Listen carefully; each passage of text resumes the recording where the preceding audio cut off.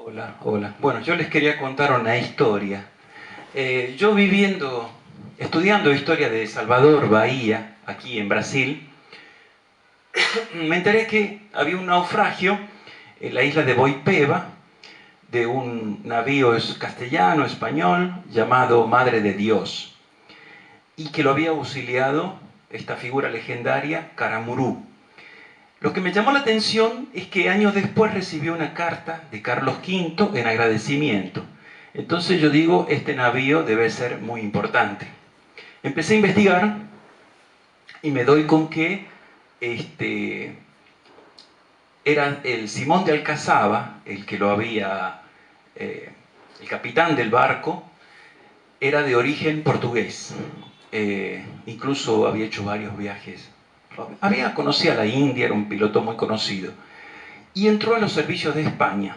Se radicó en España y la misión que tenía era ir a las Molucas, la isla de las especies, del clavo de olor y de la nuez moscada. Lo que pasa es que no fue porque Carlos V vendió esa isla a los portugueses por 350.000 maravides, la moneda de la época.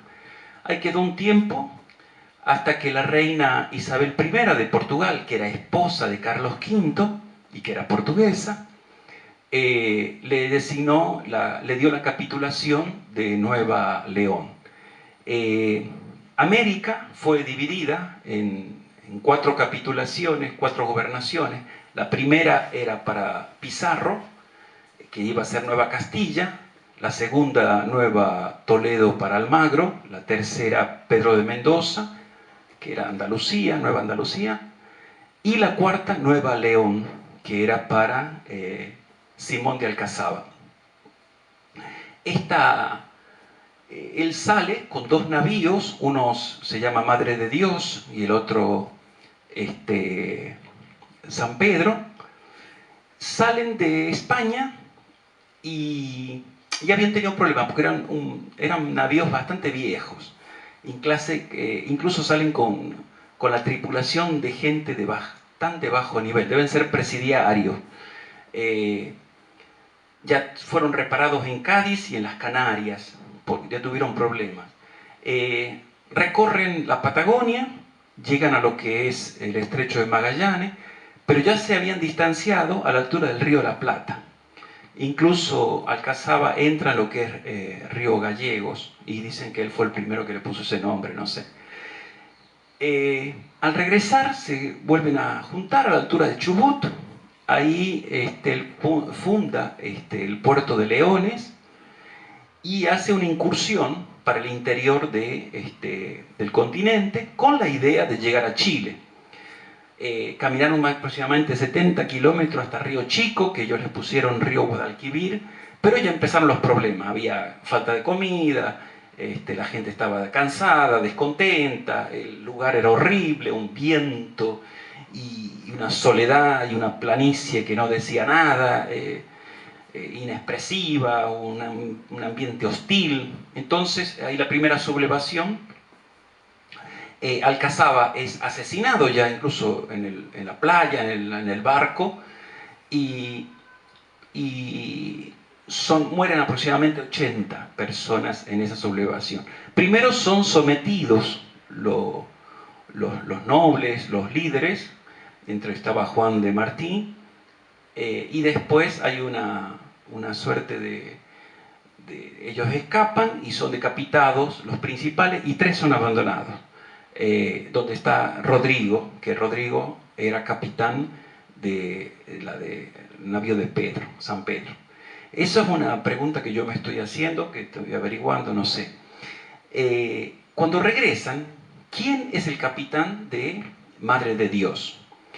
Yo sé que estos dos navíos regresan mirando la costa para volver a España, van por la costa del Brasil, y a la altura aquí de Boipeba, en la bahía, hay otra sublevación en Madre de Dios.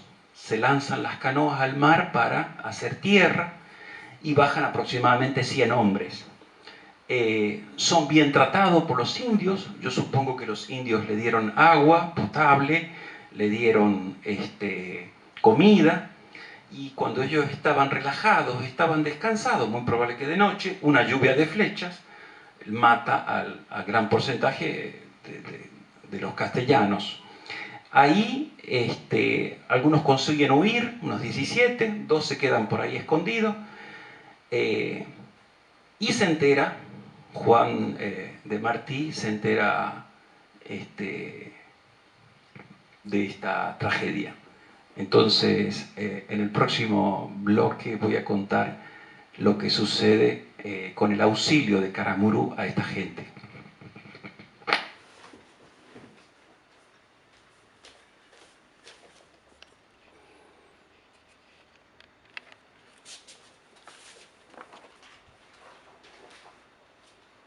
Hola. Voy a hacer una corrección, no es Juan de Martí, es Juan de Morí. Bueno, el 9 de marzo, aquí tengo algunos datos, de 1535 llegan a Nueva León, lo que hoy es el puerto de Leones en la bahía, en Chubut. Hacen la expedición al río Chico, duran unos 20 días. Hay una sublevación donde son Arias y Sotelo reducen a Rodrigo de Isla y a Juan de Morí. Después estos dos logran escapar de eso y los decapitan a Arias y Sotelo. Los dos son decapitados. Lo que me llama la atención es que Rodrigo Martínez, que era uno de los capitanes, quedan abandonados, igual que Núñez Álvarez y Alejo García. Son abandonados en la Patagonia. Y estos dos navíos se lanzan a la costa del Brasil. Aquí llegan el día del apóstol Santiago, el 1 de mayo de 1535, a la isla de aquí en Salvador, en Bahía, en Boipeba, y son 17 náufragos que se salvan de esa matanza que les conté anteriormente con los indios. Juan de Morí consigue contactarse con Caramurú. Caramurú al principio duda, le ruega por Dios que vaya a ver ayudar a la gente de él, y cuando llegan ya hay 90 cadáveres en la isla de Boipeba. Ya han sido ya hubo un proceso ritual, ya fueron quemados y es muy probable que ya comidos por los indígenas. Aquí se queda aproximadamente, Juan de Morí se queda en Salvador unos 4 meses.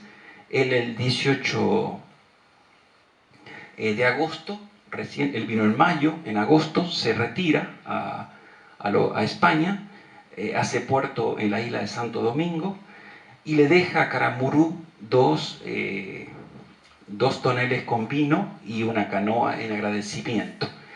Este hecho es muy importante porque ese navío que está en Boipeba es el primer, que se llama Madre de Dios, es el primer navío de la primera fundación argentina, 1535. Otras tenidas como antiguas, por ejemplo la de Londres en Catamarca, que fue fundada con el nombre de Nueva Inglaterra, pertenecen al periodo de Felipe II, igual que la de Santiago del Estero, son de la época ya de Felipe II. Otra cosa, la de Chubut es anterior a la de Buenos Aires, porque Pedro de Mendoza recién al año siguiente va a fundar, que también va a ser la primera fundación que va a fracasar, la fundación de Buenos Aires. Entonces el navío que está en Boipeba es de la primera fundación argentina. Lo curioso que la primera fundación de una gobernación argentina la hace un portugués, Simón de Alcazaba. La reina que le otorgó el permiso, Isabel, esposa de Carlos V, era portuguesa. Y aquí fue auxiliado por Caramurú, que era portugués también. Esta historia es muy interesante y yo voy a hablar con el cónsul para ver si podemos hacer un esfuerzo entre Argentina, Brasil y España para hacer algún recuerdo en la isla de Boipeba. Otra cosa interesante es que a partir de ahí surge el primer mito de la primera virgen brasileña y quizás americana, con los sueños de Paraguazú, donde dice que venía un barco de un naufragio, unos habitantes que traían a una mujer con un niño, y que ese niño, y que lloraba, y qué sé yo. Y al final se encuentra una imagen que está aquí en grasa. Y está también la tumba de Catarina Paraguazú. O sea, Catarina Paraguazú se interesó por auxiliar a la primera fundación de la primera gobernación argentina. Miren qué contacto, qué relación interesante. Claro que esta historia fue creada posteriormente, la de Catarina Paraguazú. El sueño de Catarina Paraguazú fue en la época de los jesuitas, de los Austrias, de los... cuando esto ya pertenecía a España, época de Felipe II, que aparece también la Virgen del Valle, en la época de los Austrias. Pero es interesante la relación.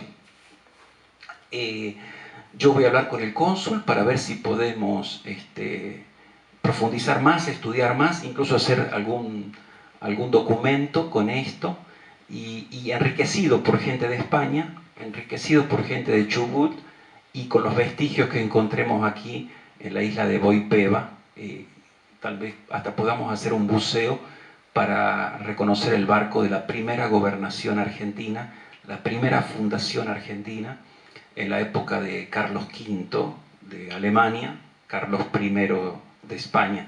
Pero es una historia muy interesante, muy rica, y vamos a ver si podemos hacer algún trabajo ahí en la isla de Boipeba.